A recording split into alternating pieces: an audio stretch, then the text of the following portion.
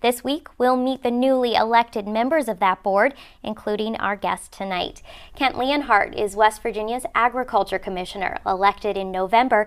Before his election, he was a member of the State Senate. Commissioner, thank you so much for being here. It's my pleasure. Thank you for having me. So let's start with a bill that's going to be taken up in the House Agriculture Committee tomorrow. This bill expands the hemp program in West Virginia. Right now, industrial hemp can only be grown by people who are approved in a program through WVU, and this opens that up to more people. What would you like the hemp program in the state to look like? Well, I think we need to move forward with the industrial hemp program. We need to make sure that we have the growers in place so that we can get the manufacturing, the industries in to create jobs for our citizens. It's a little bit of cart and chicken and the egg and cart before the horse. You have to get the growers to grow it, but then you also have to have the manufacturers come in. So there's going to be a little bit of a challenge there, but I believe we can work our way through this. And the bill has some elements that will help that. And the manufacturers you're talking about, what kinds of things do people make with hemp? All sorts of things. They make purses with it. They tell me that the body armor you can make out of hemp is stronger than Kevlar. There's thousands of products out there that people talk about using. And there are some other states that have these programs in place already, correct? Correct. I mean, we're all governed by federal law, obviously, and they're all in the infancy stages. Other states have been doing a little bit more than we have. I think this is just going to bring us up to where everyone else is. We want those manufacturers to come to West Virginia first. There's another bill that's making its way through the State House that you're in support of, one that would move the Division of Forestry over into the Agriculture Department. What's that connection there? Why would you like to see that happen? Well, originally the Division of Forestry was under the Department of Agriculture, and it got moved a number of years ago. Forestry is really a crop. Trees are a crop. It just takes a little bit longer to grow a tree than it does an ear of corn. When you look at what's happening with our state's resources, we're one of the most forested states in the nation. We're number 3, and we're number 2 in hardwoods per square mile. We're growing trees at a rate of 2.5 times the rate of harvest, which means we could harvest double our forestry industry in the state and not lose our natural beauty. And then there's the Veterans to Agriculture program. We had James McCormick, who heads this program in your department, on the show earlier this month. But you're proposing an increase from $7,500, a line item to support that program, to $250,000. Tell me about why that program is important to you and what it could do with those funds.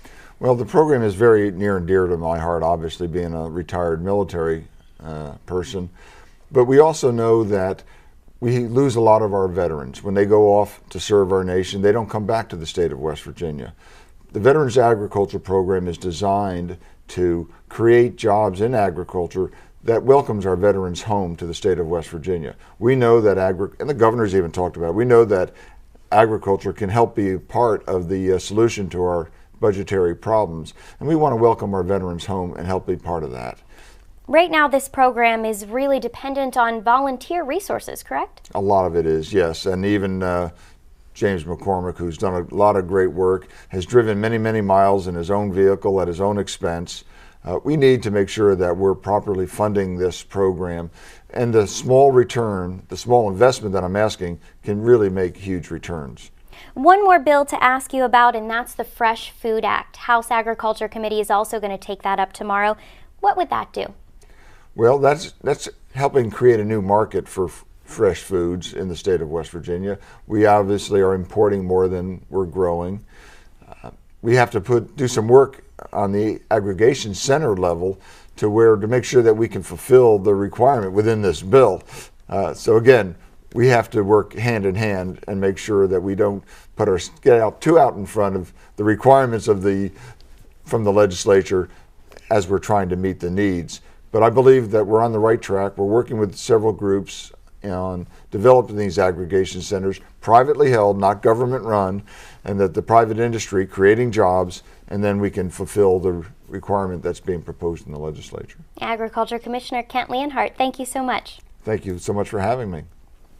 Tomorrow on our show, we're joined by another brand new member of the State Board of Public Works.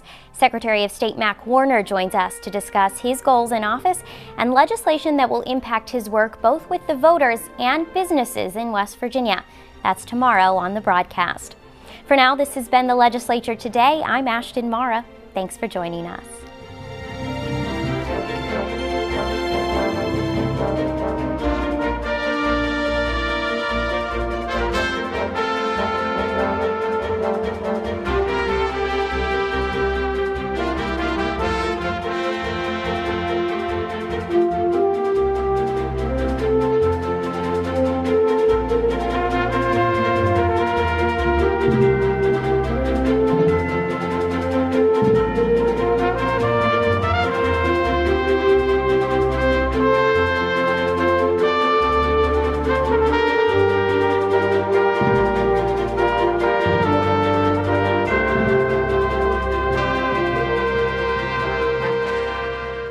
Support for the Legislature Today is provided by the following.